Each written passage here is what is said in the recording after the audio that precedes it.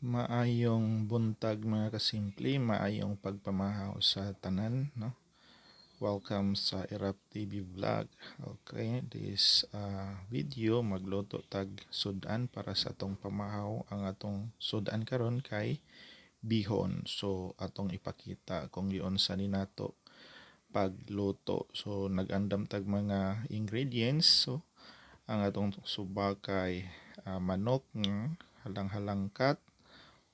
Naapod tay mga lamas, no? Naatay bombay, naatay ahos, unya naapod tay siling atsal. All right. Naatay sayote o cabbage, unya naapod tay carrots. Naapod tay subak nga bilbaw. All right. Atong gamit nga bihon kay golden bihon sana all. Atong gipainitan ang bilbaw unya nagisa na ta og lamas, bombay, ahos. Unya atong gisunod og donod ang atong subak nga manok, no? Unya ato ning gitimplahan, no?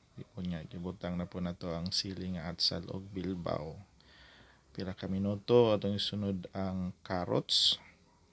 So ato ning iukay-ukay og isunod po dayon nato ang sayote. Pila ka segundo atong isunod ang cabbage. All right. So inani ra gyud ang akong proseso mga kasimple, no? Simpleng loto, simpleng buhay. Ug atong lutoon ang bihon. Golden bihon sana naman. Inana ra gyud, so hapit na siya maluto, no? Unya ato na siyang andamon para makapamahaw ta kay mo trabaho na pud ta karon. So ato ning gisod og plato, unya naghandam na pud ta atong iplato para sa tong kanan. All right. So nag-low carb ta mga kasimple, di ta mo kaon og rice.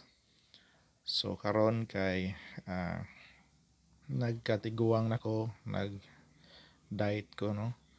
Ganahan pa kong modulag basketball. So iwas sakit sa tuhod, di ta palabi og kaon.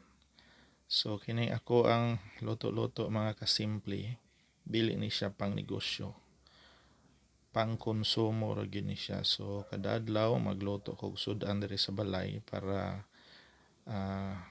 inig trabaho nako ang mahabilin diri kay naapod sila makaon. All right.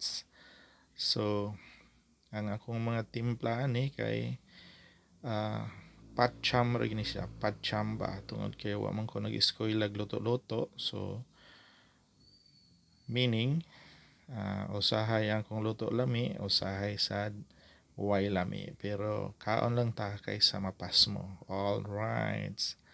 So kaon gidong pagdali dag kaon dong kay basig malit na pud karon dong. Okay? So after anang mukaon kay maligo, then moadto na sa trabahoan. Inana ang atong daily routine. So kinahanglan gyud nga ato nang buhaton matag adlaw kay para maka-focus pud ta sa ato ang trabahoan nga di ta mabalaka sa nahabilin kung nabay kaonon. Okay? So